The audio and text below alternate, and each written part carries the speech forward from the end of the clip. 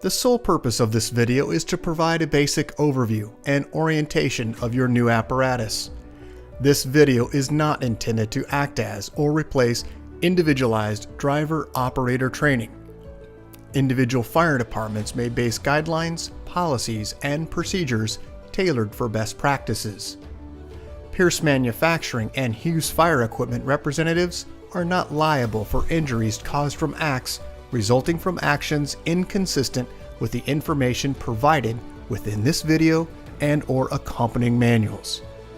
Refer to the Operation and Maintenance Manual for complete details relating to the components and features of this apparatus.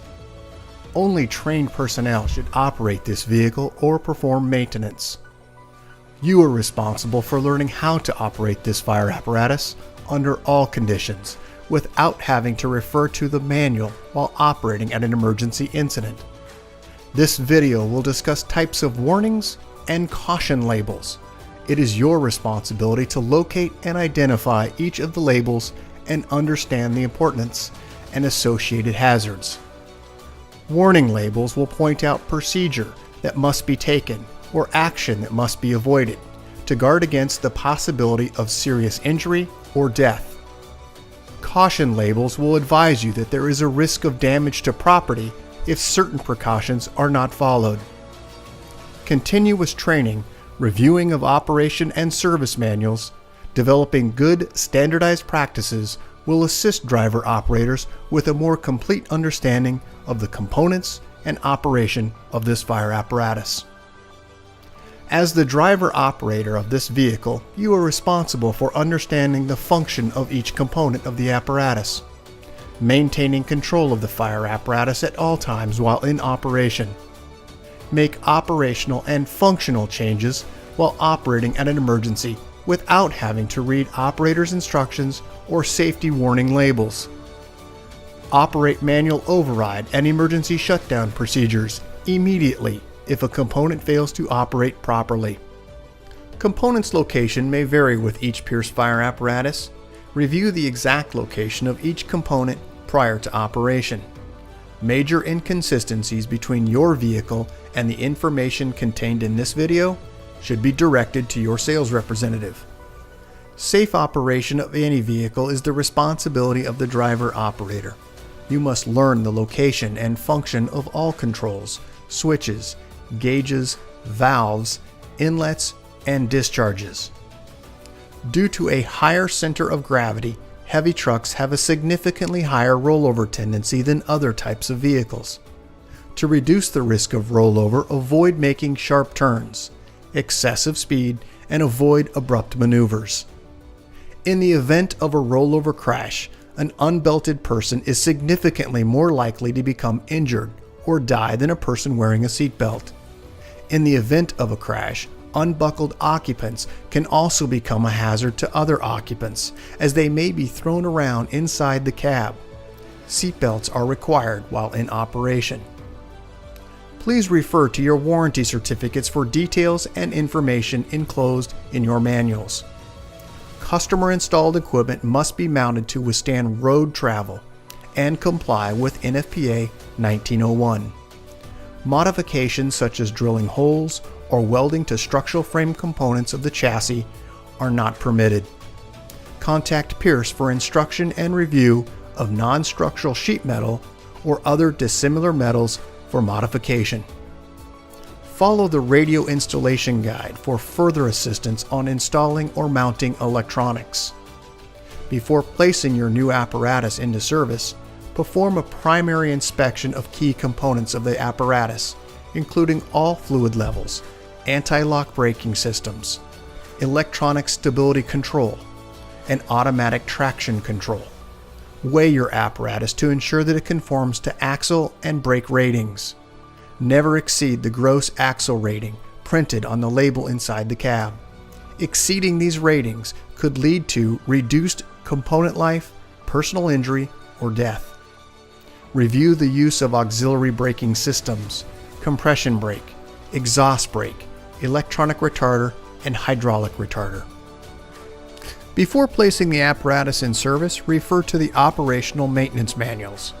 Information on the operation and maintenance functions for the components such as the pump, pressure governor, and foam systems, along with other options, is provided in either the Pierce manuals and/or other manufacturer support information delivered with the apparatus. If you need more information, please contact Hughes Fire Equipment. Congratulations, Puget Sound, Washington, on your new fire apparatus, job number 32529. Please utilize this 5-digit job number when referencing your apparatus with Hughes Fire Equipment and Pierce Manufacturing. Let's get started on a brief orientation of your new apparatus. Starting at the front bumper, on the outer edges of the face of the bumper, you'll find dual air horns. Moving just inside that location, you'll find your electronic siren and PA speaker. Inside from that location, attached to the frame rail, you'll find your tow hooks. And then located directly in the center on the face, you'll find your mechanical siren. Let's move up onto the body. You have your headlight cluster, which has the low and high beams. Low beam is on the inside, high beam is on the outside. You also have a turn marker, and then just inside of that, your LED turn indicator. At the very top, you'll find an emergency warning light. Let's move up onto the windshield area. At the brow, you'll find 5 running lights. Just above those running lights, you'll find an entire LED forward-facing floodlight. Moving up above that LED floodlight is where your emergency warning light bar is. Located in the center of that light bar is your opticom. And directly above the light bar, just to the rear of that light bar, is where you'll find your go light, your directional spotlight. Let's move to the side of the vehicle. We're now on the driver's side of the vehicle. It has your Puget Sound SeaTac logo. As we move further back, just past the entrance door, you'll find exterior access with adjustable shelving. You have an auto-eject shoreline inlet. This is a 20 amp plug and also a digital readout when your vehicle is charging. Moving back, you'll find a smaller compartment in the lower left area, along with foam pump discharge drains and foam pump intake drain. We'll go ahead and start at the very top of your pump panel. This is the very top section. This houses the pump intake on the left-hand side. As we move to the center, you'll find the vacuum and pressure test ports. And then moving to the right, you'll find your pump discharge. This compartment does have the ability at the top to be able to be released and dropped down for access behind. We'll also point out a few items here at the very top. This is your Husky 12 foam system instructions and also specifications. There are a few warning stickers I'd like to discuss. First, this one, which is an entanglement hazard because of those hoses coming from above. On the right, you'll find a warning label here regarding fall hazard and not to ride on the side of the apparatus. Down in the lower left corner, you'll find your Pierce minimum maintenance schedule placard. We'll go over that in a moment. And then at the very bottom, you'll find a warning that only trained personnel should operate this piece of equipment after the use of the owner's manual. To the right, you'll find your Watrous placard describing the type of pump you have. We're back up to the top. This is a low warm water alarm. It is an amber indicator. There is also a 12-volt water heater, 120-volt water heater, and also a warm pump on-off switch. To the right is the valve to allow you to access that water flow. Let's start in the upper section. This is your in-control FRC throttle pressure governor. Moving to the right, you'll find a switch for your panel lights. Just beneath that, you'll find a light that will illuminate green if your pump is properly engaged. Let's move all the way down to the left-hand side. This is an audible alarm. The outer bezel will allow you to increase or decrease the volume level. Moving down beneath that, you'll find the twist recirculating line, and then to the right, you'll find a twist engine cooler. Moving to the red module, this is your Husky foam system. The green is the on-off switch, gray are your increase-decrease, and then you have a percentage digital readout. To the right, you'll find your foam level indicator for tank A. And then moving to the right, we'll find a set of switches, and we'll go over those switches next. Starting in the upper right-hand corner, you have your front scene lights. Moving down, driver's side scene lights, officer side scene lights, driver's side pole light, and officer side pole lights. In red is an air horn. Let's move further down to the left. These are going to be your cross lays for number 1, number 2, and number 3, and also the 2.5-inch crosslay. They are clearly color-coded and also clearly identified with text.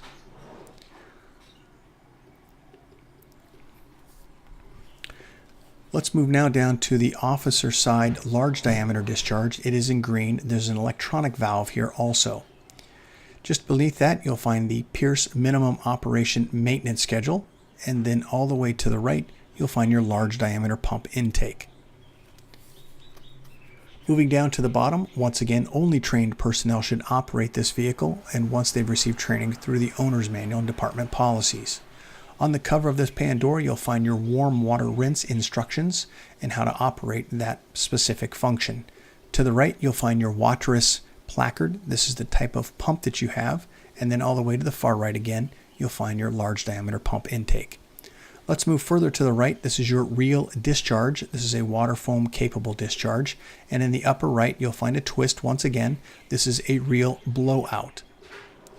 Moving further to the right, you're going to find your 2 electronic valves. The first one is for your deluge discharge, and just beneath that is the open and close switch, which is electronic. To the right, you'll find the driver rear discharge, once again an electric valve.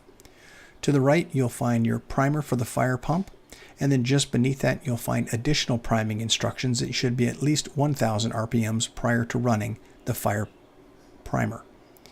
Moving down, you're going to find the rear inlet air bleed, and then to the right, you'll find the electronic rear inlet. Also, your tank to pump is just above that.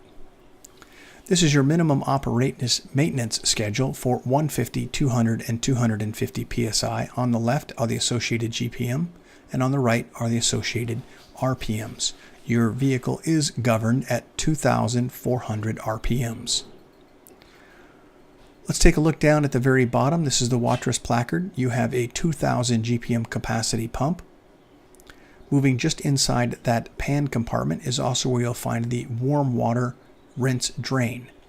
Moving to the far left of the apparatus, you're going to find your air supply and air outlet.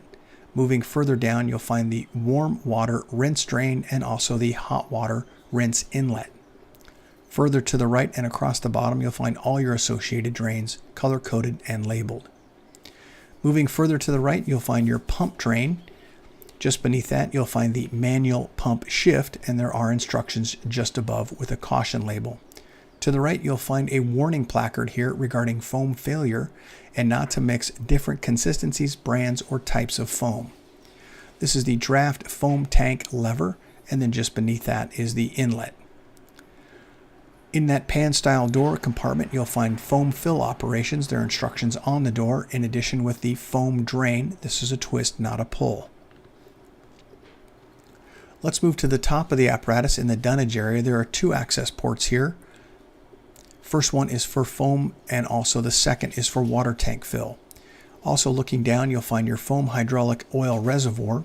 On the booster line, you'll find a tensioning screw, and also at the very top, you'll find if an electrical hazard failure, this is the rewind location for your key. Here is a quick look at the foam tank fill location and also the water tank fill location.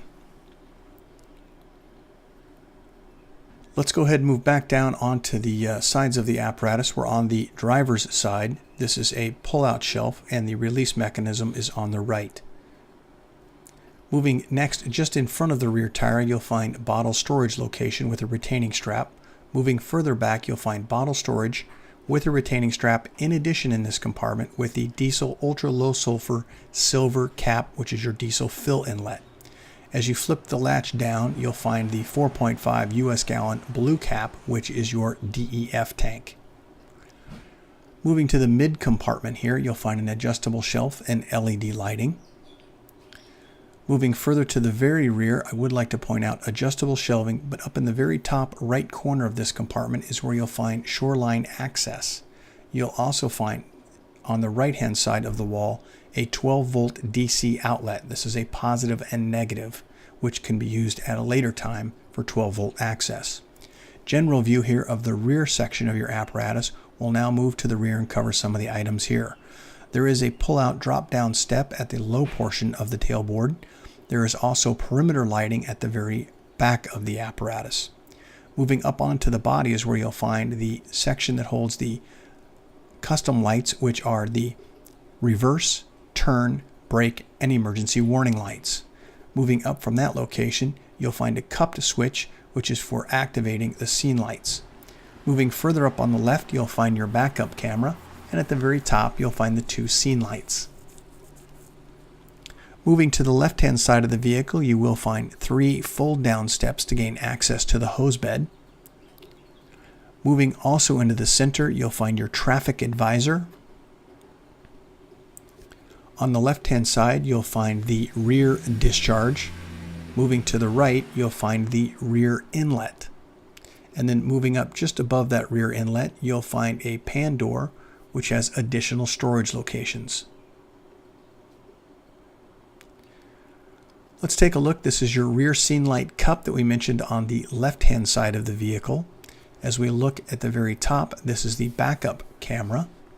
I would like to identify a few safety items here. There are some warnings here regarding not riding on the back of the apparatus for a fall hazard. Located in the center, because of those hoses coming off, there is an entanglement warning hazard. And then to the right, pressurized caps do cause a problem when under pressure, and be cautious when removing a pressurized cap. To the rear section of your apparatus, the doors are open. You have a mounted adjustable shelf, and then up in the upper right hand corner you'll find this through compartment for additional long tool storage. We're now to the passenger side of the vehicle, adjustable shelving, LED lighting.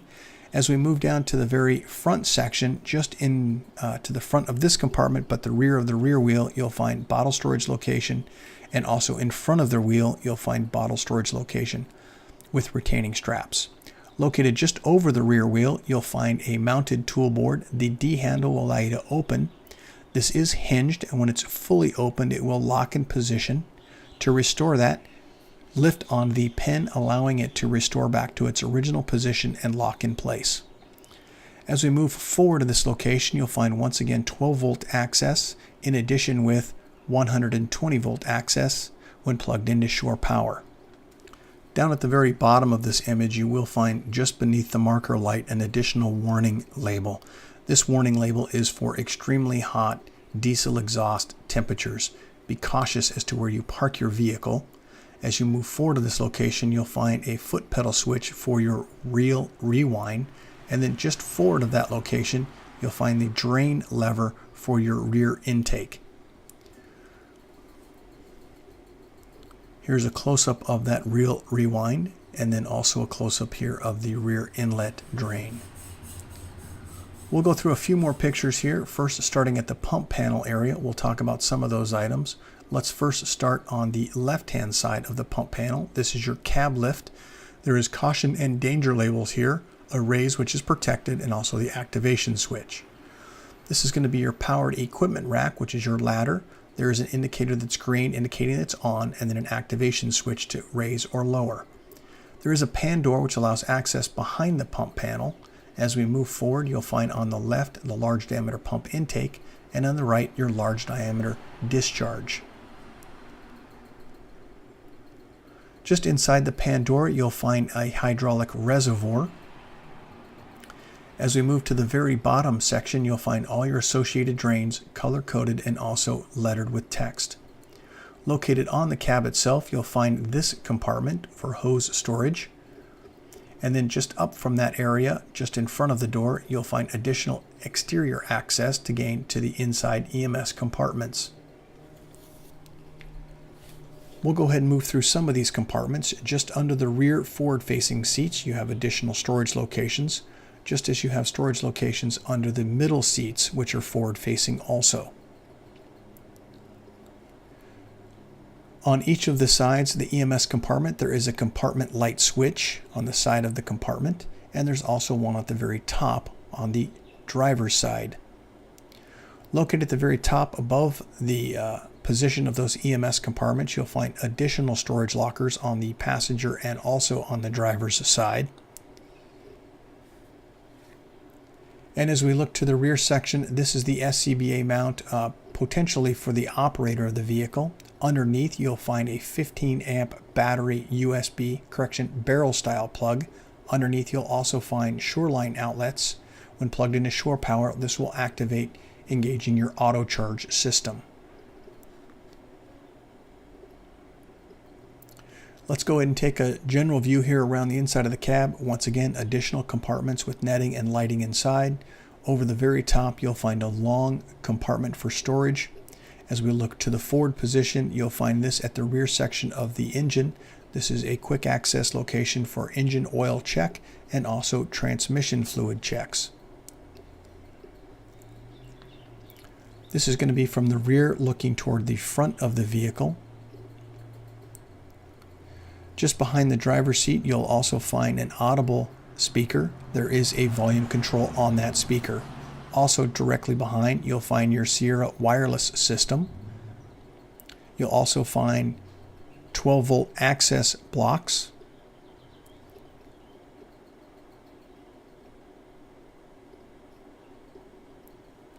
In addition, with a spare disconnect switch. Let's move now to the passenger seat in the front. At all points of entry on all doors, you'll find an additional warning set of stickers here. Your vehicle is equipped with a supplemental restraint system, SRS, airbag. Please do not block this area or mount any equipment within this area.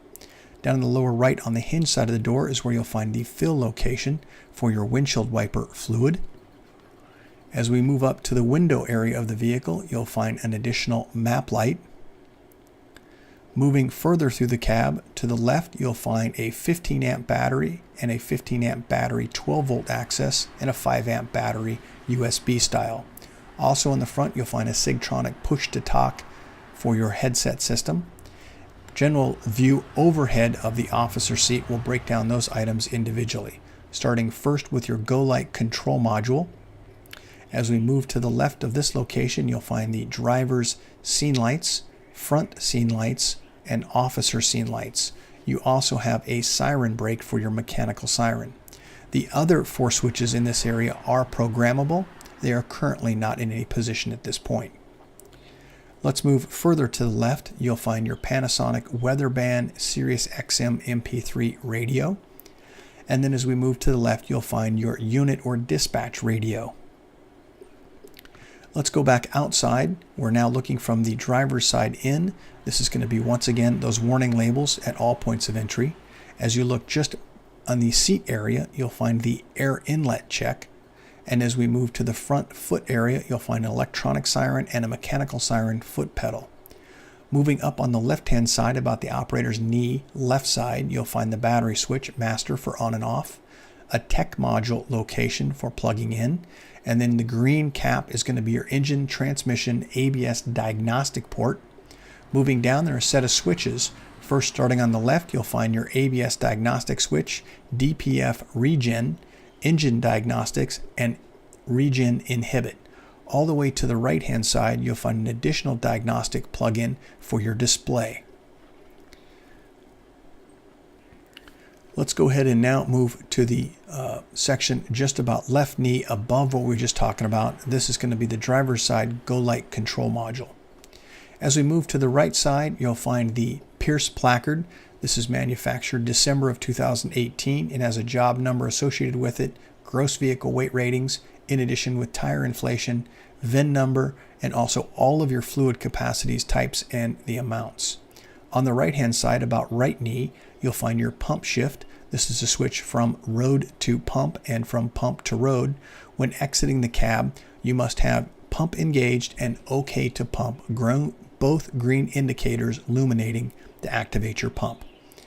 As we look to the right of this location, you'll find your main mirror and convex mirror controls.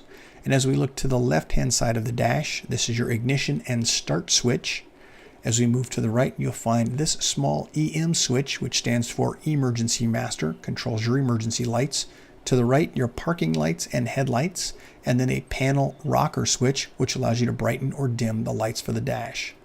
Also on the dash, you'll find this placard, height 9 feet 10.5 inches, your length 31 feet 0.75 inches, gross vehicle weight rating at 44,000 pounds. It also has a job number -01. Any changes, please update this placard. As we look to the dash, you'll find the transmission, oil, and DEF and water on the left-hand side of the cluster.